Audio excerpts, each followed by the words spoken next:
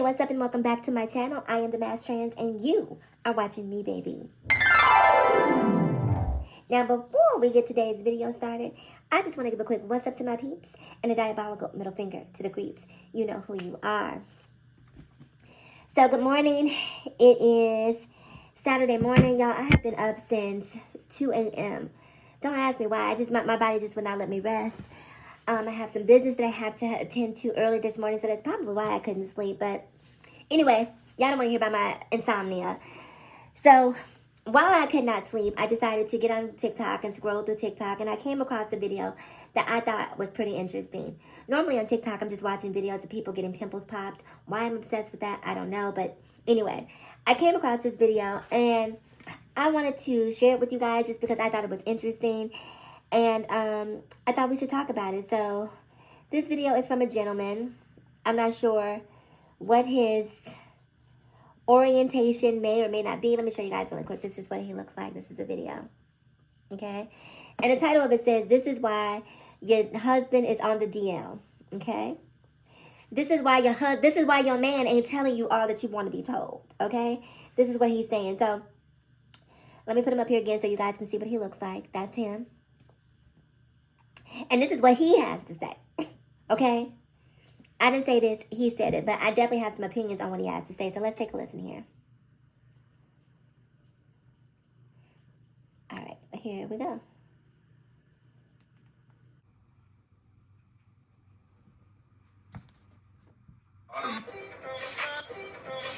So yeah, it's the real.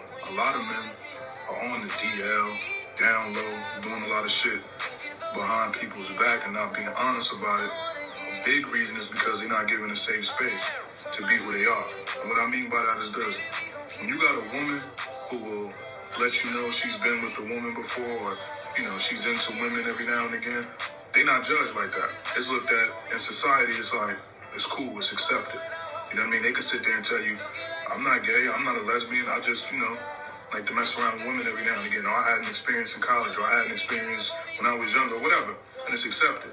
When a man say that, he gay, he got a disease, he this, he that, he could never just have that safe space to be like, well, I had an experience with a transgender, or I had an experience with a man, and, it was this, and I'm not gay. It's not something that, I like to do all the time, or want to be with a man, anything like that. And I wonder why.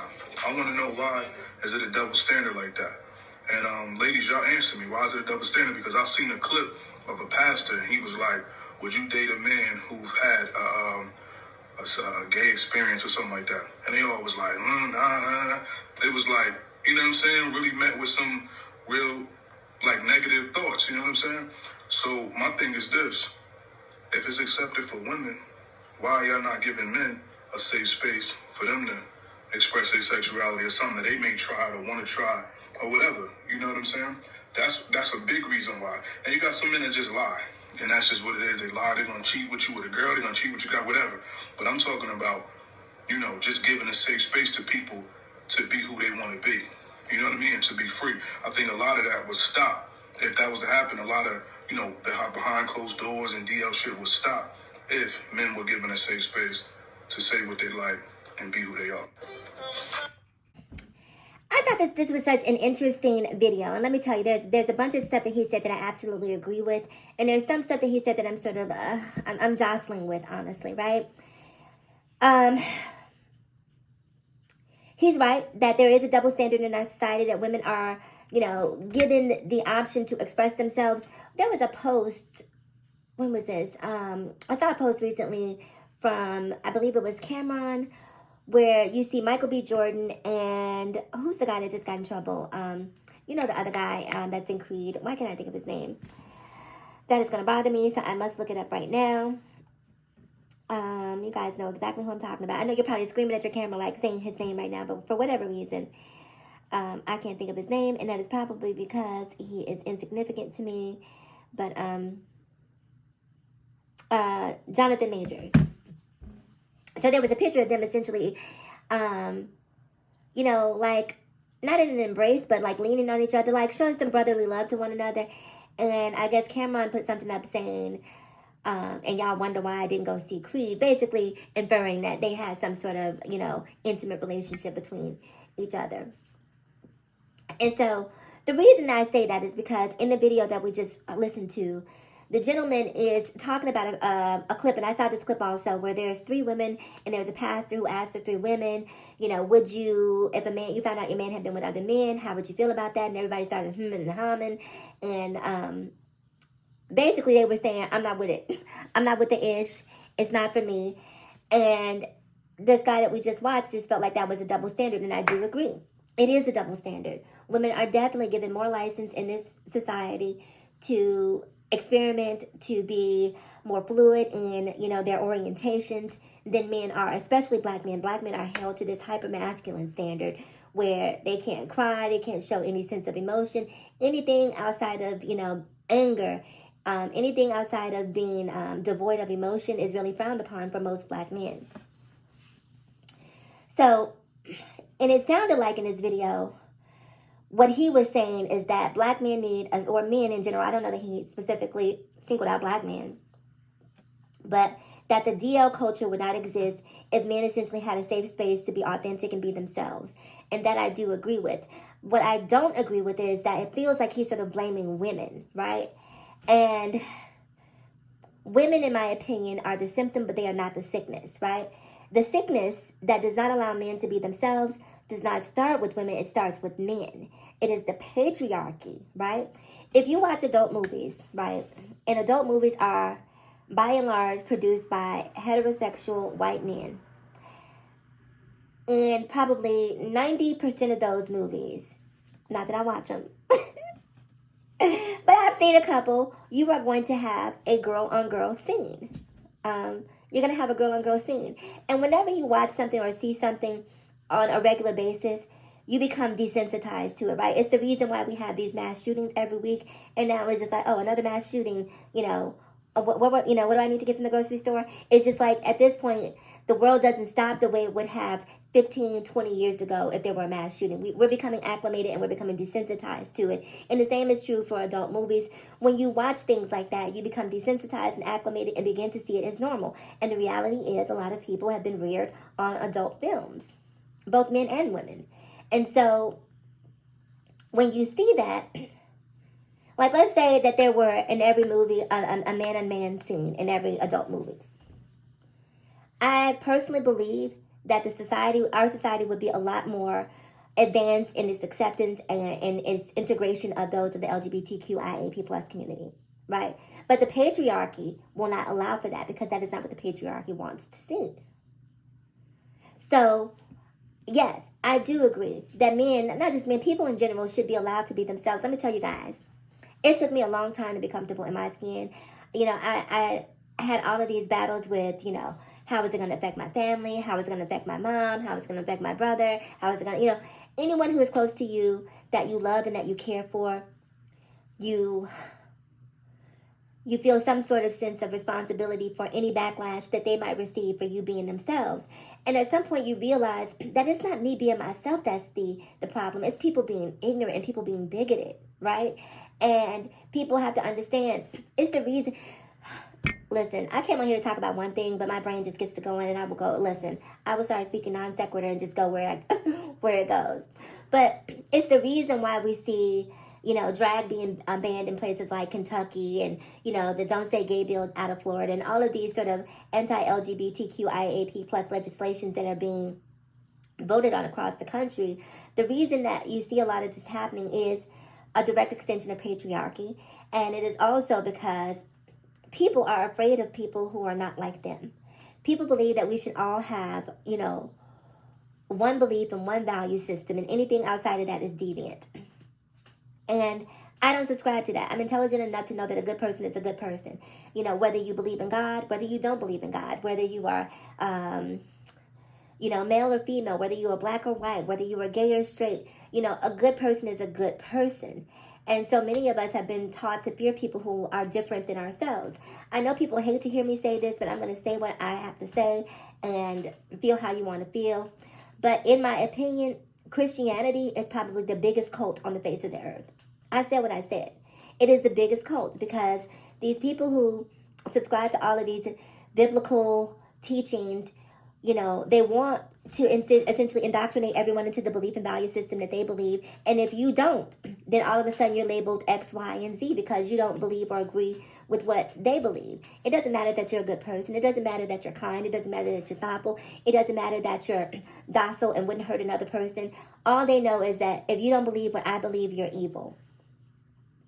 And all of those different elements, the patriarchy, the Bible,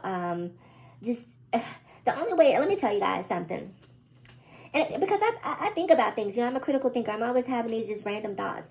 And the only way you get rid of hate and bigotry is to eradicate everyone who is here on earth. Anyone over the age of 2, right? And you leave the children to raise themselves, right? No Bibles. We can leave them math books. We can leave them English books, but it can't be anything that teaches people that different is bad, right? And that's the only way that you can get rid of bigotry. The rest of us, those of us who are adults, those of us who are teen, preteen, whatever, we've already been contaminated. We've already been infected with bigotry, and it's too hard to undo once it's been learned. And so I say all that to say this. Men need to be able to be themselves, and you also have to realize that you don't need permission to be yourself. You don't need permission to be authentic. And being DL and hiding behind this notion that for some reason you can't be yourself is a reason to not be honest and authentic is a cop-out in my opinion.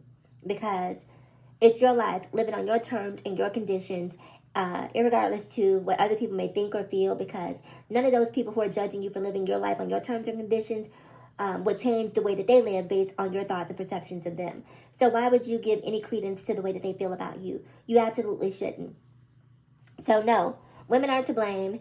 And could men use a little bit more understanding and compassion when it comes to being more sensitive? Absolutely.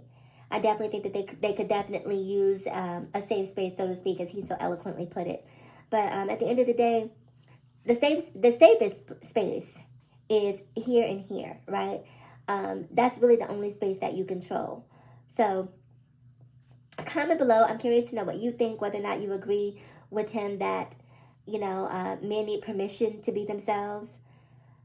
No one needs permission to be them. Just be yourself. Just be yourself. And my question is always, like, if you're with someone